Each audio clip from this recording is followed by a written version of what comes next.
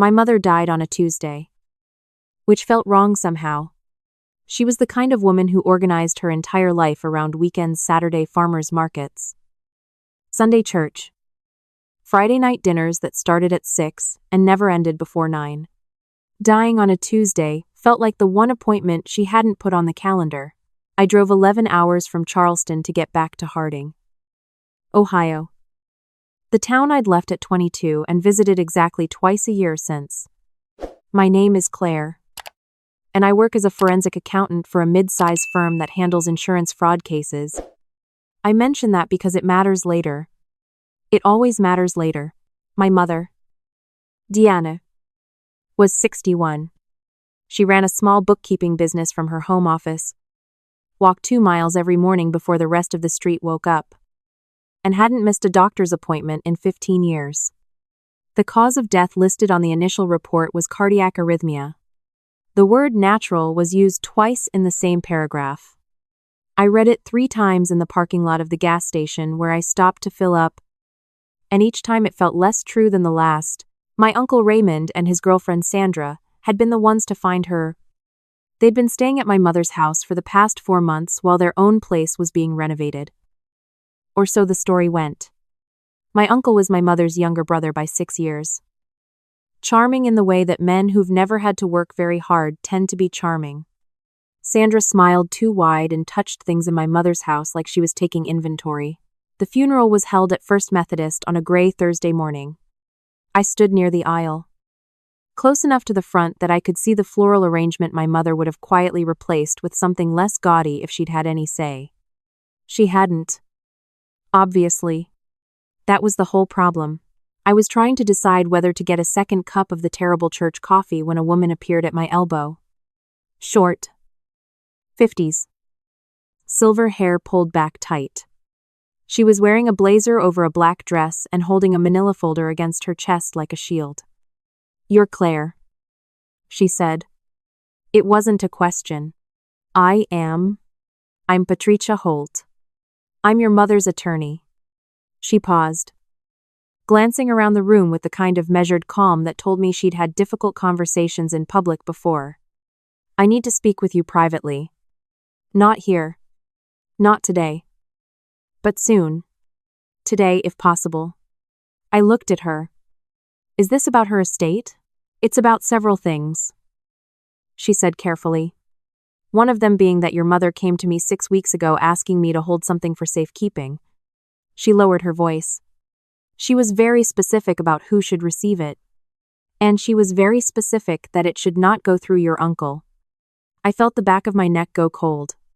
"She said that to you directly?" Patricia nodded once.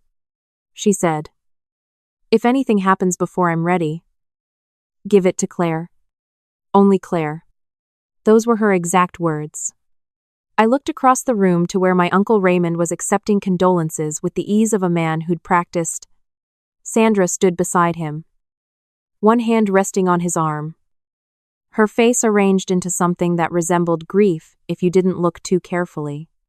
She was wearing my mother's pearl earrings. I noticed that detail now. The small round ones my mother wore every Sunday. Sandra hadn't asked to borrow them. I was certain of that. When I asked Patricia, "My office is 2 blocks from the coffee shop on Elm. Come at 4. Come allone." She slipped away before my uncle spotted her. I spent the next 3 hours doing what people do at funerals, accepting hugs from relatives I barely recognized, nodding through stories about my mother that were mostly true, deflecting questions about whether I was seeing anyone. My uncle found me near the dessert table and wrapped me in a hug that lasted 2 beats too long. "We're all going to get through this together," he said, pulling back to hold me by both shoulders. His eyes were dry. "Family sticks together. You know, your mom believed that." "She did," I said. Sandra appeared at his side. "We should talk soon about the house," she said. "Not I'm so sorry for your loss. Not she was such a wonderful woman. The house." 4 words. 3 days after my mother's body was found. "Sure," I said, keeping my voice even. There's no rush. Sandra's smile tightened at the edges. Of course. I excused myself before either of them could follow up. At 4 o'clock, I walked into Patricia Holt's office, which smelled like old paper and lavender and looked exactly like the kind of place where difficult truths got organized into folders. Patricia was already seated. The manila folder sat on the desk between us. Before I show you anything, she said, I want to ask you something. In the last year, did your mother mention any financial concerns to you? Anything feeling off? I thought about it. She made one comment in February. She said she felt like she was misplacing things. Not objects, numbers. Amounts that didn't match her records. She said she'd probably just made an error. Patricia opened the folder. She hadn't made an error. Inside were printed bank statements spanning 8 months. My mother had 3 accounts: a checking, a savings, and a money market she'd built up steadily over 20 years. The checking account looked normal at first glance, but Patricia had highlighted specific lines in yellow: 17 transfers, all listed as household maintenance, all between $600 and $800, all initiated at 11 p.m. or later. My mother went to bed at 9:30. I knew her schedule, the way you know things about someone who shaped the rhythm of your entire childhood. She never made transfers at night. I said, No. Patricia said, and she never hired a contractor named D&R Property Services, which is where the money went. I looked up. Is that company real? It's registered. Raymond Dale Hooper is listed as one of 2 principals. Patricia let that sit. Raymond Dale Hooper was my uncle's full name. Sandra's last name before she and Raymond began dating was Rowe. Sandrarova. D&R. I set the paper down slowly. My mother knew. She suspected. She hired a bookkeeper friend to go over everything quietly in February. The friend confirmed the pattern. That's when your mother came to me. Patricia reached into the folder and pulled out a handwritten note in my mother's careful, slightly slanted cursive. She left this with the documents. The note was dated March 3rd, 2 months before she died. Patricia, if you're reading this to Claire, then I wasn't being paranoid. I need her to know I wasn't being paranoid. Tell her to look at everything before she signs anything. Tell her Raymond will make it sound reasonable. It never is. My throat closed around whatever I'd been about to say. She wrote this 2 months ago. I managed. She came back twice after that with additional documents. She was methodical. She didn't want to confront Raymond until she had everything organized. Patricia's voice softened slightly. She said she was waiting until she felt strong enough. She never got strong enough. Or someone made sure she didn't. Her death. I said, cardiac arrhythmia. Patricia folded her hands on the desk. I'm not a doctor. I'm not going to tell you what to think. What I will tell you is that your mother was not a woman who left things unfinished. She was 4 weeks away from filing a civil fraud claim. 4 weeks. I took the folder. I thanked Patricia. Though I couldn't remember exactly what I said. I walked back to my car. Sat in the driver's seat for a full minute without starting the engine. And then pulled out my phone and called the one person I trusted to tell me whether my instincts were wrong. My college roommate, Deb, that worked as an intake coordinator at the county coroner's office 2 states over. She answered on the second ring. I need to ask you something clinical. I said, okay. If someone had a heart arrhythmia, that wasn't actually a heart arrhythmia. If something caused it, what would be missed on a standard death investigation? Deb was quiet for 3 seconds. Claire. What happened? I told her everything. She listened without interrupting, which meant she was concerned. Deb interrupted everything. Standard talk screens don't test for everything. She said carefully. Certain compounds that can trigger cardiac events are only found if someone specifically looks for them. If the initial report ruled natural causes and nobody flagged it for extended analysis, a standard screen would come back clean. Is it too late to request additional testing? Not if you can make a case for it. Do you have something concrete? I have financial documents that prove theft. I have a note from my mother. And I have a very specific feeling. The feeling won't get you a court order. The documents might. She paused. Go to the police. My mother specifically said not to trust Raymond. If he has connections locally, then go above locally. I sat with that for a moment. Okay, Claire. Her voice was steady. I don't know if your instincts are right, but I know your mother. She wasn't a woman who imagined things. I drove back to my mother's house, my house now. Technically, though it didn't feel that way, and let myself in through the side door I'd been using since I was 12. The familiar smell of the place hit me immediately. Wood polish and the faint trace of the vanilla candles she kept on the kitchen windowsill. Raymond and Sandra were staying in the guest room. Their car was gone. I had maybe 2 hours. I went straight to my mother's office. The room was neat the way my mother kept everything neat. But there was a layer of wrong sitting on top of it. Her filing cabinet was unlocked. She kept it locked. I knew because I'd watched her lock it every time she left the room. In a habit so automatic, she probably didn't realize she did it. The drawer was not just unlocked, it was slightly open. The way you leave something when you've been through it quickly and pushed it almost, but not quite closed. I put on the latex gloves I kept in my work bag and occupational habit and went through the drawer carefully. Her bookkeeping records were all there. Her personal tax files, her insurance policies, her property deed. The property deed had been moved. I could tell because my mother filed everything alphabetically with colored tabs, and the deed sat in the P section for property.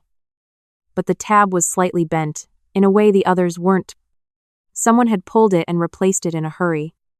I photographed everything without touching it beyond what I'd already done.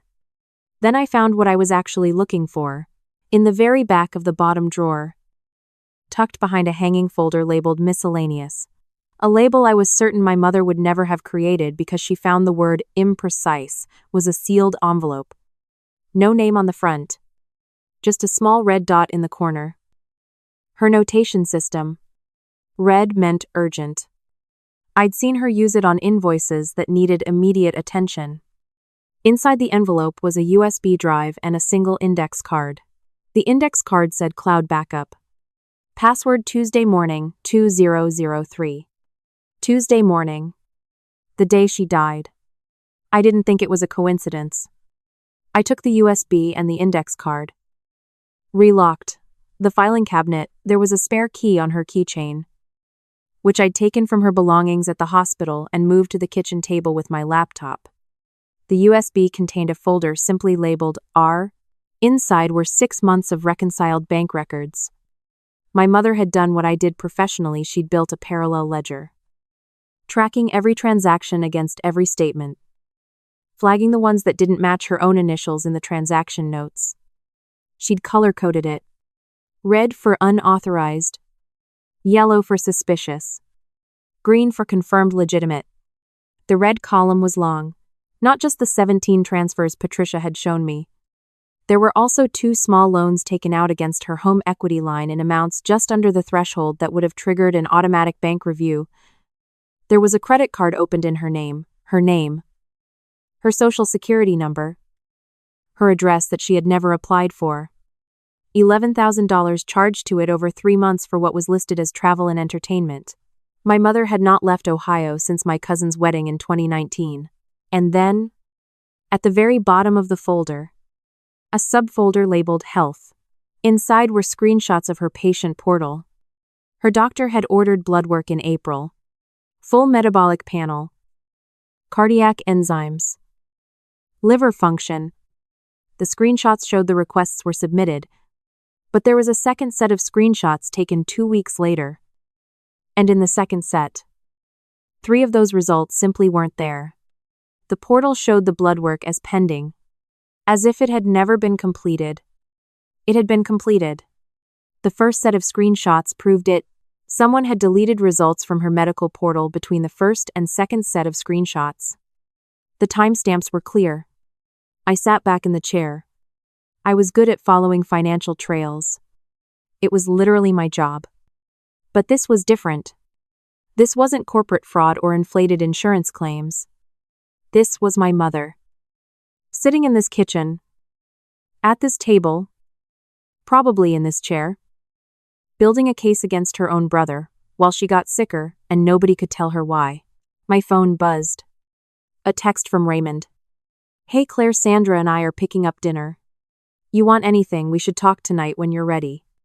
I put the phone face down on the table and kept working.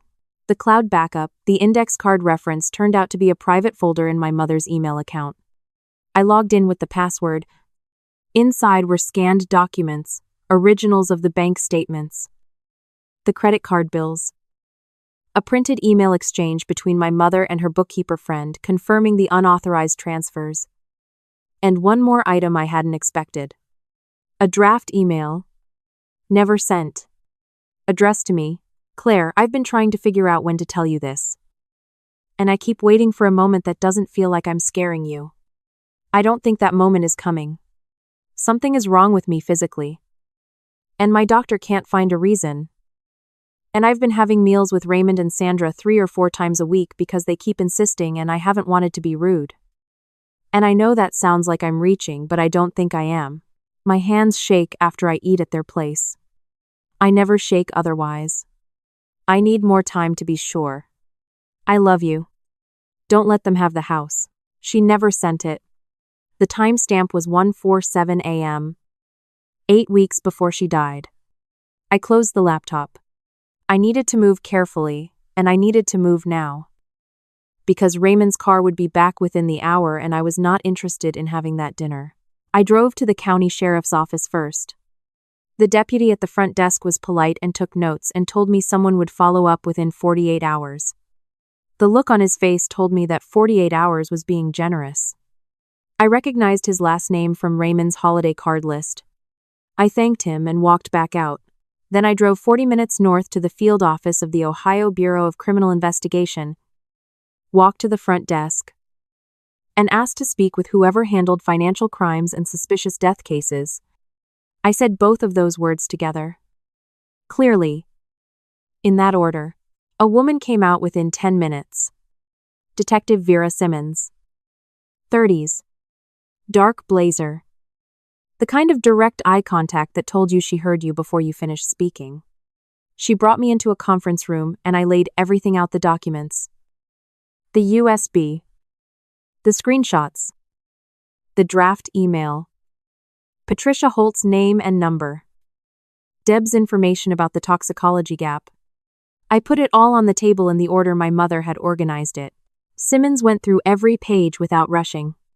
She asked clean, specific questions. When was the first unauthorized transfer? Who had access to her home network? Was Raymond listed on any of her accounts? Had anyone requested a copy of her will recently? The last question made me pause. I don't know. Patricia would. I'll contact her. Simmons made a note. Your mother's death was ruled natural causes, pending no contesting party. You're contesting. I am. Then I can request the medical examiner hold all samples and authorize an extended toxicology panel. It takes a few days to process. But given the documented removal of medical records, I have enough to justify it. She looked at me directly. I want to be clear that this is a preliminary inquiry. I'm not telling you I believe it yet. I'm telling you the documentation warrants a closer look. That's all I'm asking for. Is there anything else? I thought about the filing cabinet. My mother's filing cabinet was gone through before I got there. I found it unlocked. I think Raymond was looking for whatever she left. Simmons wrote that down. Don't let them know you've been here. Not your uncle. Not his girlfriend. Not anyone connected to them. Understood. And don't go back to that house alone tonight. I stayed at a motel on the edge of town. I texted Raymond that I had a headache and needed rest and would catch up tomorrow. He replied immediately with 3 lines about family and healing, and how Sandra had made soup. I read it once and put the phone in the nightstand drawer. I lay in the dark for a long time. going back through everything my mother had built. Piece by piece. She'd been documenting this for 6 months. She'd gone to her attorney. She'd organized her backups. Her notes. Her portal screenshots. She'd even written the email she never sent. She was working toward a moment of confrontation, gathering everything she needed so that when she finally sat Raymond down, he couldn't talk his way out of it. She ran out of time. But she left the path. In the morning, Simmons called. The medical examiner identified a compound in the retained blood samples that wasn't flagged in the initial screen. Her voice was neutral. Careful. I'm not going to tell you what it is over the phone, but I'm going to need you to come back in. I was in my car in 4 minutes. The compound was digoxin, a cardiac glycoside that, in elevated doses, can cause exactly the kind of arrhythmia my mother's death certificate described. Her doctor had never prescribed it. It wasn't in any of her documented medications. In high enough concentrations, digoxin was undetectable without specific testing, and the initial screen hadn't been specific. Simmons showed me the lab report. My mother's level was 3 times the therapeutic range. Someone was giving it to her regularly, Simmons said. Possibly in food or drink. The concentration pattern suggests repeated small doses over weeks rather than a single large one. Weeks of meals at Raymond's soup Sandra made. Drinks pressed on her because she needed to stay hydrated. My stomach turned. She wrote that her hands shook after meals at their house. I said, that's consistent with early digoxin toxicity. Simmons set the report down. I have a warrant for both their phones and for the property where they've been staying. That's my mother's house. I know. I need your consent as next of kin. You have it. 2 hours later, I was parked outside the house watching from a distance while Simmons's team executed the search. I hadn't been asked to be there, but nobody told me to leave. I watched through the windshield as agents moved through the front door, as equipment was brought out in labeled bags, as a neighbor across the street stood on her porch with her arms crossed, not pretending not to watch. Raymond's car pulled onto the street 20 minutes into the search. I watched him slow down, take in the scene, and then make a U-turn at the end of the block with the controlled calm of a man who'd thought about this possibility. He didn't get far. A second vehicle pulled in behind him 2 streets over. Sandra was brought out of the house by an agent at the 40-minute mark. She wasn't yelling or crying. She was asking in a flat, quiet voice whether she could call her sister. The agent explained that she could make a call after processing. I watched until both vehicles pulled away. Simmons called me an hour later. We found 2 things I want you to know about. First, a bottle of digoxin tablets prescription strength, registered to a patient in Kentucky in a toiletry bag in the guest room. Second, a file on Raymond's laptop containing a scanned copy of your mother's property deed, a draft transfer of title in both their names, and a document that appears to be a forged power of attorney with your mother's signature. The forged power of attorney. That was what they'd been looking for in the filing cabinet. They needed to know if my mother had left the original somewhere, because the one they drafted was a copy. The real one. I said, Patricia has the real one. My mother's will designates me sole executor. I know. Patricia confirmed it this morning. A brief pause. Claire. Your mother left a very thorough trail. She was a bookkeeper. I said. She believed in records. The trial took 4 months to reach a verdict. I won't walk through all of it. The financial analyst who broke down every unauthorized transfer on a projector screen. The toxicologist who explained digoxin poisoning to a jury of 12 people in terms that required no medical background to understand. The digital forensics expert who reconstructed the deleted portal results and traced the access to an IP address registered to the house where Raymond and Sandra had been living. What I will tell you is the moment I remember most clearly. It was during my testimony, near the end of direct examination. The prosecutor asked me when I had first believed something was wrong. Not suspected, believed. I thought about it for a moment. Honestly, when the attorney said my mother's exact words were only Claire, I said, my mother didn't qualify things without reason. She was precise. If she said only, she meant only, and the fact that she felt she had to say it at all told me everything about what she had already understood. Raymond looked at the table. He'd been looking at the table for most of the trial. Sandra watched me with an expression I couldn't fully read, not remorse, not defiance, something that looked almost like calculation. Even now, even here, still trying to figure out what could be salvaged. Nothing could be salvaged. The jury took 3 hours. Raymond was convicted of financial elder abuse, fraude, and second-degree murder for the administration of a lethal substance causing death. Sandra was convicted on the fraud charges, and as an accessory, the judge set sentencing for 6 weeks later. Raymond received 28 years. Sandra received 12. I was sitting in the second row when the verdicts were read. Patricia Holt was beside me. She reached over and put her hand briefly on my wrist when the first guilty came through, which was the most emotion I saw from her the entire day. Outside the courthouse, the afternoon light was sharp and flat. The kind of November light that makes everything look like a photograph of itself. I stood on the steps for a few minutes. Not moving. Just breathing. I thought about my mother at 147 inches the morning. Sitting at her kitchen table in the house, she had paid off herself and maintained herself and filled with the vanilla candles she liked and the bookshelf she'd built from a kit and never quite gotten level. Typing an email she didn't know how to finish. Trying to find the right time that never came. She hadn't waited to be rescued. She hadn't hoped someone would notice. She'd built the case herself. Piece by piece. In the small hours of the morning when the house was quiet and the only sound was the hum of the refrigerator and the scratch of her own careful handwriting on index cards, she trusted me to finish it. I drove home on a Sunday. The highway was mostly empty, and the fields on either side of it had gone gold-brown the way Ohio fields do in November. Which is beautiful in a bleak kind of way my mother always appreciated.